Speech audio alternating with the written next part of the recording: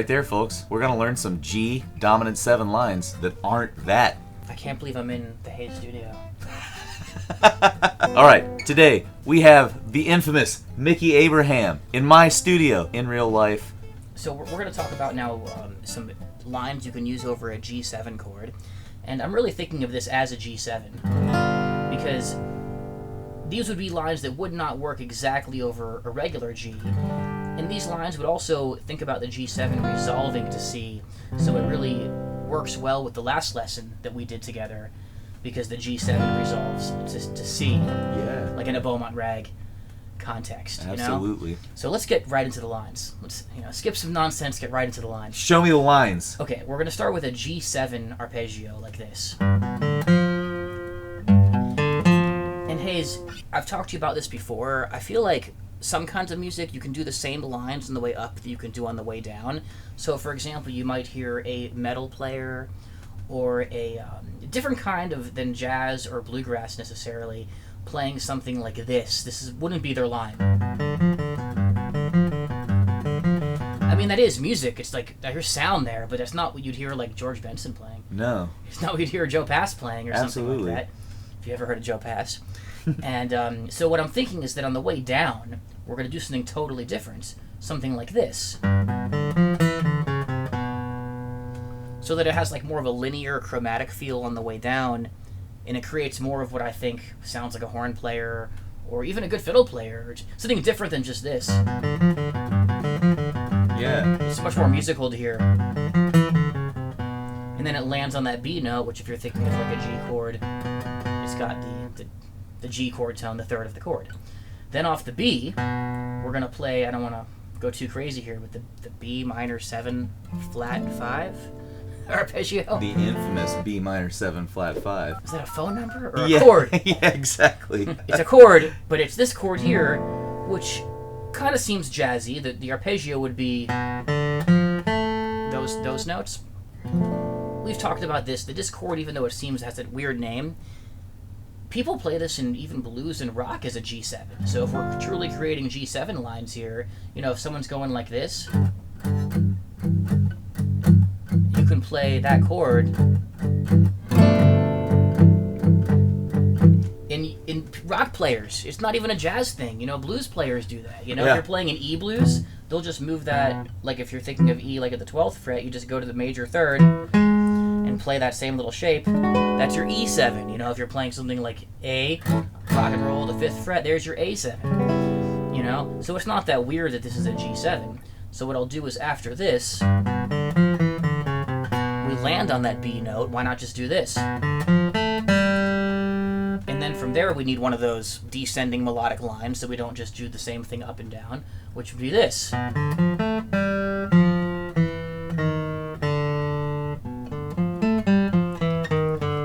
am I coming up with that one is like classic stuff, like this move.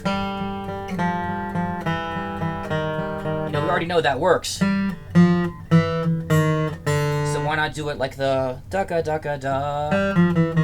Yeah. So now we have this sequence. And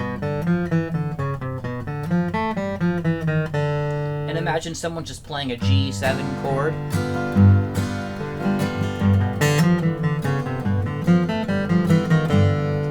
To me that sounds so different than this. Not that you don't want to. Of course you want to play that. This is just to add to. Yeah. We're not removing anything, right? Yeah. Exactly. So we've landed here on the D string. The next one is going to be this sequence, which is actually a D minor 7. Yeah, just a D minor.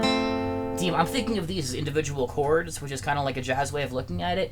But you can think of this, of course, as a G7 too. And Bluegrass Tony Rice plays this with the G and the bass to play a G7. So we have a rock and roll G7. We've got the regular G7 here. We've got the Tony Rice G7 here. And then to get that descending thing again, I don't want the same thing up as I do down. After I do the D minor 7 arpeggio to the B note, obviously, and then from there, just chromatic down to the root.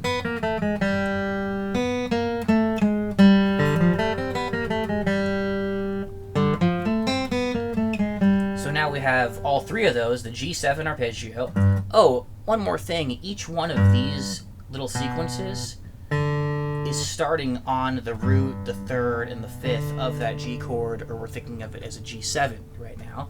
So we get the G7 going down like this. Oops. Off the B minor 7 flat 5. Don't worry about the name of that one. Off the D string, like you said, the D minor 7. And then I guess we could begin repeating it. There's a lot of other things you could do, but here we've now reached the G again, so I can do this. And that's enough to start building lines, you know. So let's say we just had a static G7. They would all connect.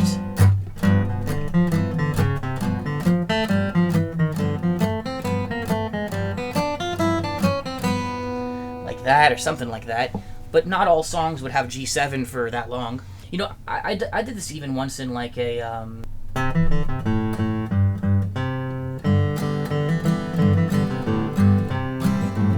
So if you're going 1, da, da, da, da, da, da, then it goes 5, 5, 5, 5, 5, 5, 5, 5. So that's a G7 right there. Yeah. So you could go 1, 2, 3, and...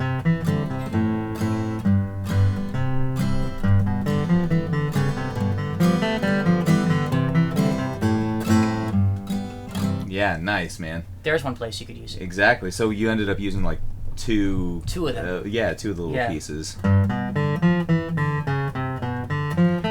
And this is like the genius of these as compared to those chromatic lines. All the chord tones come on strong beats with this pattern, right? Yeah. And they fill like 2-beat chunks. You know what I mean? So you can use them as building blocks that way. Yeah, you know, for this lesson, Hayes, I'm kind of like just showing the lines as they exist right now, these little chunks.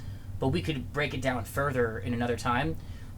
Even smaller chunks, like, because all of those connecting ideas that we did in the key of C last month or so, all of those would work over a dominant chord too. I don't want to go too far out in theory world of like, you know, what'll work over a major chord and what'll work over a dominant chord. I just want to give you the lines, you can have fun with them now, but we can go deeper into like where these work in a song situation and why they work. Like these ones wouldn't really work over G as a 1 chord in Cherokee Shuffle because it's more of a major tonality. It might work over something like Big Mon, where it's not necessarily a major key, kind of is, but it's more of a Mixolydian feel. Again, I don't want to get too far out in theory world, Mixolydian, dominant, minor 7 flat 5. But I'm it's not got trying F chords in it. We have F notes in this arpeggio sequence, right? exactly. Yeah. You know, speaking of the F, there is also a line that would start on the F that would go like this, where I'm doing like an F major 7. And you could connect that if you ended up landing on the F, kind of like these, off the F. And there I am on the F down there. Nice. I like it. This would be perfect in a tune like Sweet Georgia Brown. Like, hit me with the first 2 chords of that, like D7 to G7. Yeah.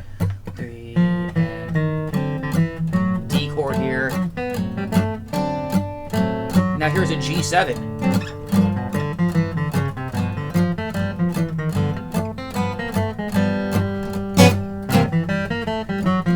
Your job is to learn it in C also. We'll do that next time.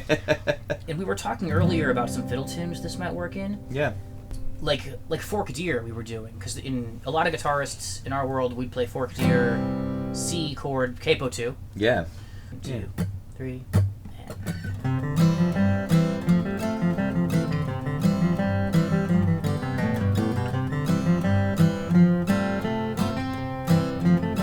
one more A part.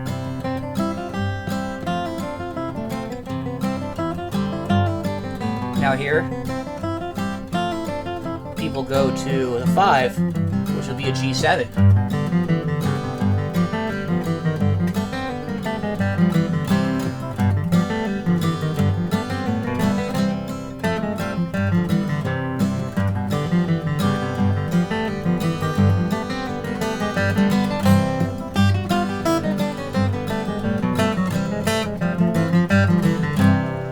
something like that. Yeah, man, that's sweet. That's great, dude. That's mind-bending. So now we have a totally cool other system to pair with our chromatic C lines that you showed us from last time. Yeah, that was the quick. That was the quick version. Oh, that's all we need for now. They're gonna come back with more questions later. We can't give it all away, right? Totally. Yeah, man. Well, thanks for blowing our freaking minds again, Mickey. That's awesome, dude. Mickey Abraham. If you want tab of all of the exercises and passages that we looked at today, click the link below in the description. Go subscribe to Mickey's YouTube channel. He's got a lot of great videos over there. And we'll probably be collaborating on these concepts a little bit more in the future. Absolutely. This seems to be the kind of like my life's mission in music right now is to master the Mickey Abraham lead guitar system. Man, too kind. It's such a pleasure to be here at your place, Hayes. Yeah, great to have you, bro. Catch you later.